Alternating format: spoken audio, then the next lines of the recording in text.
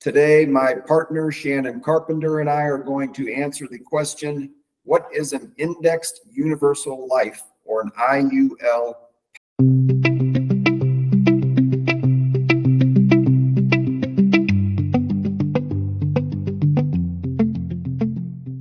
Hello, everyone, and welcome to the second 2024 podcast of It's Your Life.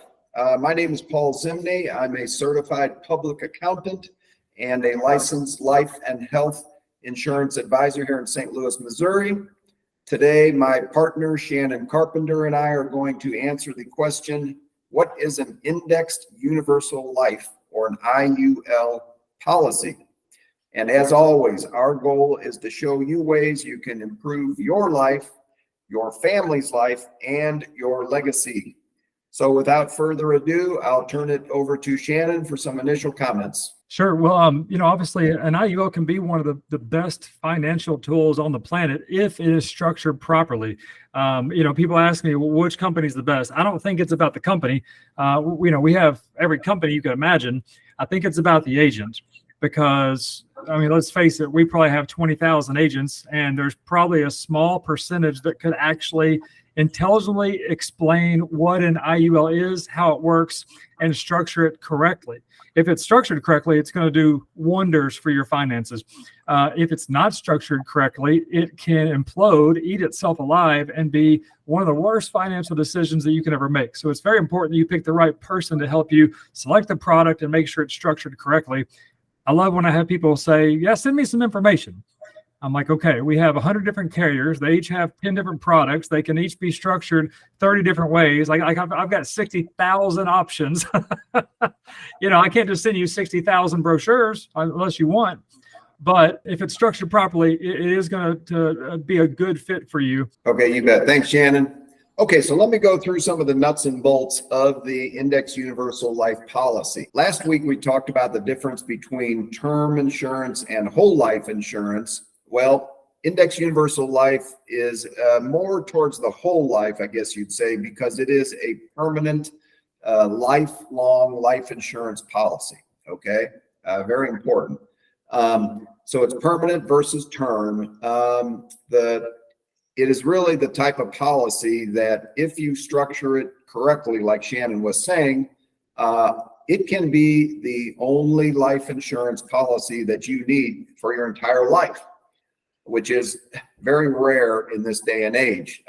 It can take away the struggles that most people go through when they're trying to, determine should they stick with their work policy, should they add a term policy, should they add a whole life. I think, like I said last week, a lot of my clients that are in their 60s and 70s are looking at, a very, very small whole life policy just to cover their funeral costs. So this is something that you can do when you're younger, and you will get a massive leg up on the rest of the population. The super interesting thing about the Index Universal Life policy is it builds a cash accumulation account, which can be used for either spending throughout your lifetime or save it for retirement. Part of each monthly payment that you make goes towards the cost of the life insurance, and another part goes towards what we call a cash accumulation account. That account is typically tied to one of the stock indexes. However, interestingly, it is typically not invested in the stock market. So the life insurance company establishes a ceiling and a floor in which you can earn your annual interest, and they tie it to the performance of a stock index. For example, the S&P 500 is commonly used. So in any given year, you can earn up to X amount, but the floor that they establish typically is 0%. So if the S&P goes down, 8% or 18%, you can never lose a penny. So it's quite a bit favorable in that regard. And then again, you can borrow against that cash accumulation account, or you can literally withdraw funds as you build up that money, or take it out for your retirement assistance as well.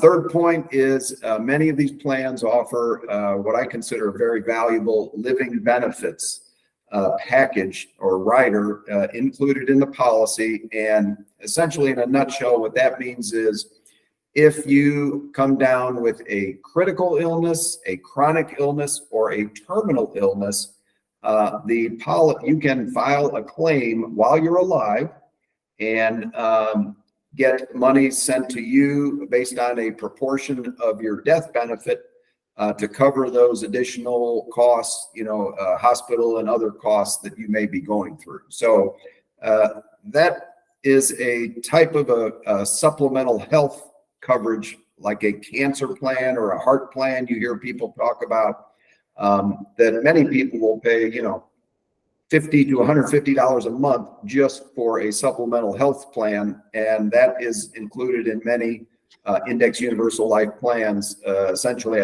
at no charge, no extra charge. Quick example, I recently enrolled a 30-year-old female in an index universal life program. Her initial death benefit is $100,000. Her cash accumulation account is tied to the S&P 500 index. If the S&P 500 performs into the future at the same rate it has in the last 25 years, at age 70, she will have a death benefit not of $100,000 as it is today, but of $240,000 if she doesn't take that money out ahead of time. However, that 240 also includes a 140,000 of cash accumulation that if she needs to give some money to her children or take money out to buy a second home or do whatever she wants with that money, she can again borrow against that 140,000 or literally withdraw portions or the entire amount if she chooses to. So hope that helps on the description of the programs. Shannon, I'm going to bring it back to you to kind of wrap things up for today. Sure. I think that was great information. I also like to add that, a lot of people call this the rich man's Roth. And when I post these kind of videos to social media, I've got a lot of other financial advisors that'll jump on board, but they'll usually say, "Oh, you could get a Roth. You need to tell your customer get a Roth IRA." And I'm like, "Well, do you realize that if you make more than $144,000 a year, you don't qualify for a Roth? There are contribution limits, whereas with an IUL, there are no contribution limits." So I like to think of an IUL as I hate to say this, but the baby of 4 different products, and you get the best genes from all 4 of these parents. So when you look at a term, you have, term insurance we talked about last week, you have low premiums, a large face amount, and it's not susceptible to market volatility at all. If you look at the whole life, which we also talked about last week, it never expires. It has guaranteed growth, and it's 100% tax-free. Or if you look at an IRA, you have growth, predictability, direction, planning, and compounding interest. And then if you look at a bank account is easy to open, it's convenient, and it's easily accessible. So you take all of those good genes and put them all together, and you have an IUL. Okay, thank you, Shannon, for wrapping it up. And again, this concludes our second episode of It's Your Life. We will continue with another episode next week.